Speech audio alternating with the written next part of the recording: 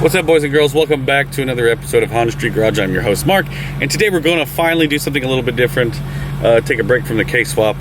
I made a post on Instagram the other day about my daily driver, and if I could repaint it, what color would I paint it? I was just notified by the paint shop that it is ready to pick up. We don't know what to expect because we picked a color, and we don't know how good or bad it's going to come out, honestly. Why am I wearing sunglasses? Yeah, it's kind of dark outside and rainy. Anyway, so we chose a color. We're not 100% sure on how it came out, and we got a cheap paint job, so I'm kind of doing a budget build with this or whatever. The first thing I had to do was address the paint because it just looked terrible. The car is black. I chose not to paint it black, and I know a lot of people are gonna be like, why? I'm just trying to have fun with it. The paint place was doing a special for $225, and I thought, what the heck, you know, why not just give it a shot, see how it turns out. So waiting on Charlie because he takes 10 years to do anything. So yeah, we're just, what? Charlie finally gets into the car. Hell yeah. So we're gonna go pick this car up, and we do not know how bad it looks. Probably looks like shit. It probably does look like shit. They're gonna, oh god. I know they probably sprayed everything, so there's gonna have to be sections that I'll have to respray black, like side skirts, I'm guessing. But I'll have to wait a couple days to do that because, you know, the paint will be so... Look at EG. Woo! Isn't that shit fire, son? Oh, that's the coupe game right now. Oh. Anyway, so we'll be back in a minute when we get there.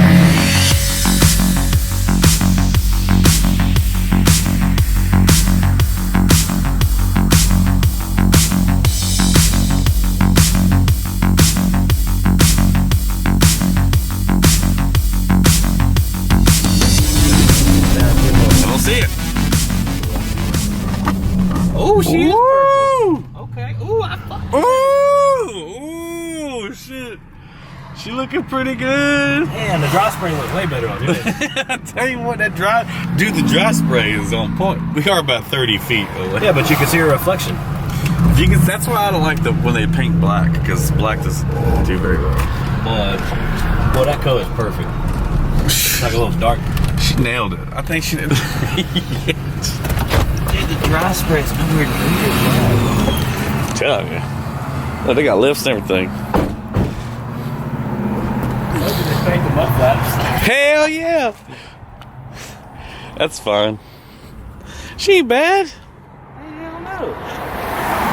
That should look clean as fuck. Them tape lines on deck, son. You can't be mad at that. Oh, I got a little paint on the windshield, but that's alright. I can't hate. Where's my rear wiper? It's the real question. Woo! They did a banging ass job. I like the color. I really like the color too. Looks good. I like the purple mud flaps. Yeah!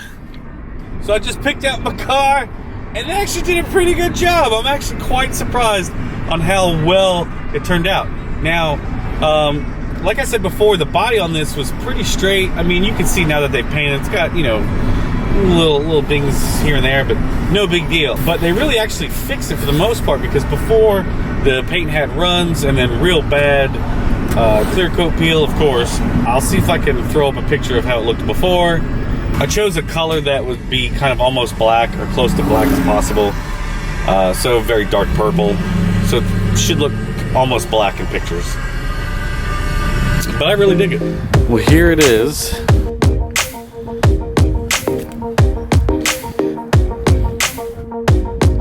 It's purple. Here's my EJ1. And, you know, they actually did a pretty good job, like, even with the tape lines and everything. You know, the car's originally black. I didn't want to go black for a number of reasons. One, I've seen when they paint black cars, they don't do that well. They do a lot better with color. Even the engine bay, you know, the engine bay looks like shit, and I'm actually kind of happy about that because that's the way it looked when I took it up there. And they actually did a pretty good job with the tape lines here. Now, one of the things that I'm doing here is that I'm taking the windshield wipers off and I'm hitting them with a fresh coat of black paint here. You know, that way it you have like a nice fresh black look so they won't have these silver windshield wipers popping.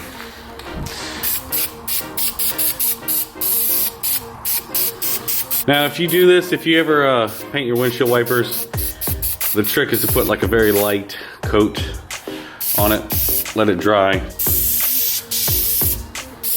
and let it sit for a little bit before you put the next coat on. What's going on with the EJ1 and the K-swap? Well, I had to order a new idle air control valve for that. That should be here hopefully by this weekend or the first of the week. What is going on with this four-door shell? Well, the four-door shell is going to be parting ways very soon. Once I get the last little bits off of it that I'm going to keep. I'm going to keep the steering rack, and also, oddly enough, this car has rear disc on it. So I'm going to pull the rear disc off, and I'm going to be putting it on the EJ1 so that this car can have some disc brakes. Other things we're going to be doing, the Dev Sport splitter. You see here, this is my evaporator out of the EJ1. I got a new one, replaced it so that when I do put AC in the EJ1, it'll have brand new everything just about, because I really want that car to have AC. So obviously the EK is my daily driver, and I've kind of adopted it as maybe a budget build. So yeah, I mean, the EK is just a fun little project car. I like to try to have fun with it in a daily form, drive it around, not really care too much about it because I don't have that much money in it. I got very lucky on finding this. I will say this one is really hard to come by this clean. It's never been wrecked. The body's generally straight. It had a terrible paint job before, and now it's got just kind of a little bit better of a paint job, but for $250 you can't beat it. Honestly, 250 bucks. You really couldn't be happier for, you know, anything better.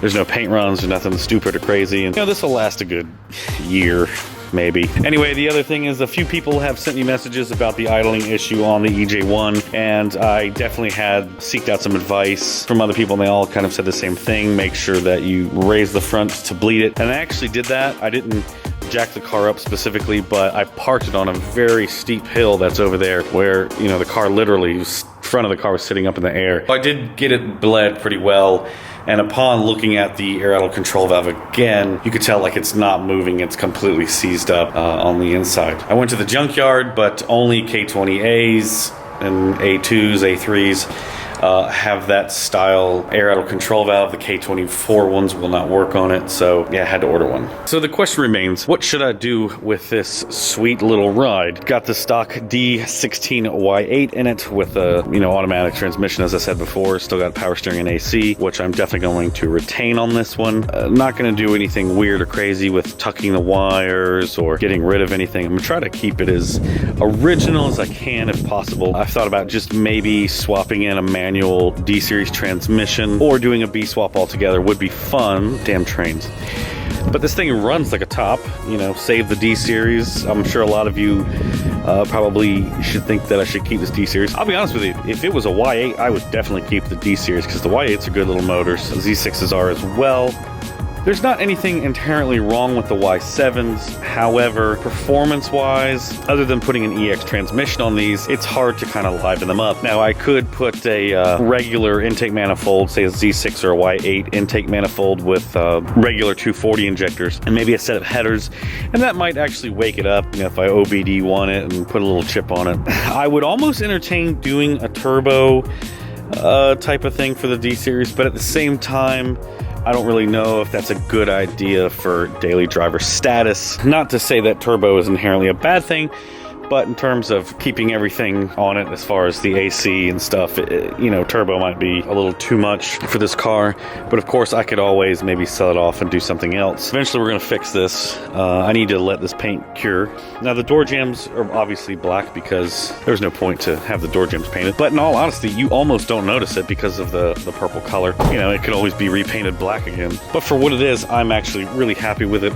I think what I'm also going to do is hit the hubcaps with a fresh coat of silver paint, and that'll definitely, I think, freshen up the outside of the car. Oh yeah, I want to say shout out to Britton Brummett for sending me a fresh clean valve cover for the K-Series so that I can do another color. I'm sure a lot of you have been commenting and wondering if I was going to do another color valve cover. That'll be hopefully down the road a couple weeks. So thank you to him. Thank you so much. Appreciate it. We're going to definitely put this to good use. Anyway, yeah, so we're going to be back on the K series very soon. I'm so kind of annoyed because I really want to drive it, but I want to make sure that it's dialed in correctly. It's going to be hard kind of doing a budget build at the moment with the EK because I have a couple things coming up. Not only do I want to continue working on the EJ1, which is probably going to require K Pro or K Tuner in the future, I'm also going to California. I'm going to be at the Chronicles Year 9 meet. If you see me out there, say hello. I believe LA Tommy LA is also going to be out there. And this weekend I have an engagement that I have to go. I'm going to be out of town. So the next video should be up Monday, and hopefully we'll be putting on the air out of control valve. Then the EJ1 will finally be ready to drive around. So we definitely got more videos and content coming up. If you guys want to see stuff happen with the EK, comment below. You know, tell me what you think I should do. B series swap, keep the D series, but whatever it is, it's got to be low budget. So please don't suggest me to K20 or swap this. Anyway, guys, that's where I'm going to end it here today. If you like this video, click like. If you haven't already, please click subscribe. Thank you guys once again so much for watching. Remember to follow me on Snapchat, Facebook, Twitter, and Instagram. Instagram is where you can really be kept up to date because it's, you know, really one of the best ways to stay connected. Anyway, I'll see you guys in the next video, which should be Monday. Thank you guys so much. Peace out and keep on living your dreams.